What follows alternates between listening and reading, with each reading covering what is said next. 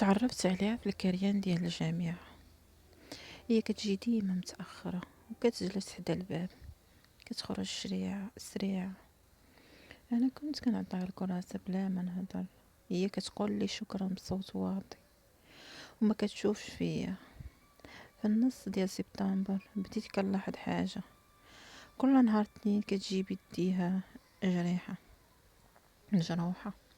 سولتها مرة خير شنو كاين، قالت لي والو غير طحس، ولكن ما صدقتهاش. سكت.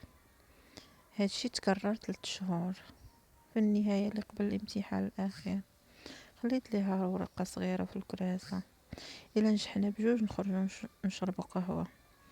نجحنا هي ما جاتش. من بعد الامتحان سمعت بلي تبدلات الكلية بمدينة اخرى. قلت باينة نسات الموضوع. دازت 4 سنين. نهار الخميس دخلت للبنك نسحب فلوس، لقيتها خدامة في الكيشي. نفس الوجه نفس الصوت، غير العين فيهم تعب. العينين فيهم تعب. عطاتني الوصل وقالت لي شكرا. بغيت نسولها علاش رجع الحل اللي كان في اليد. بغيت نسولها علاش ما جاتش القهوه، ولكن لقيت خاتم في صبعها. ضحكت وقالت لي تاخرتي. قلت لها وعلاش ما بقيتيش في الكليه القديمه.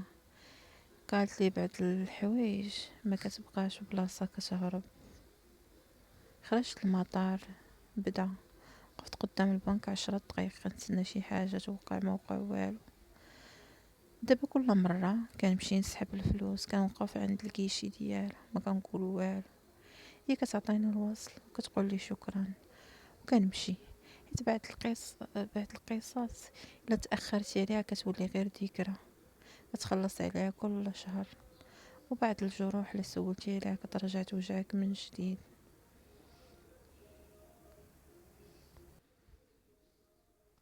داز شهر، جوج، 3، وانا باقي كنمشي للبنك غير على ود داك الكيشي.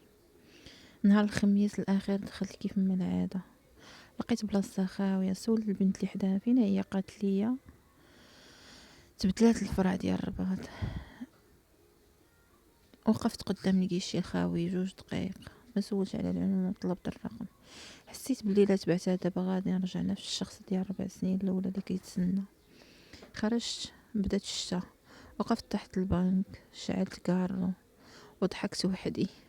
بعض الناس كتدخل حياتك غير باش تعلمك تسكت وتعلمك بلي ماشي كتعلمك بلي ماشي اي شكرا كتعني بلي كاين امل. يعني هذا درس في حياتي خديته. وسديت داك الباب، سديت باب انني نبقى تابعه فين ما مشات. وحتى انا ان شاء الله خاصني نقلب على راسي وندير حياتي.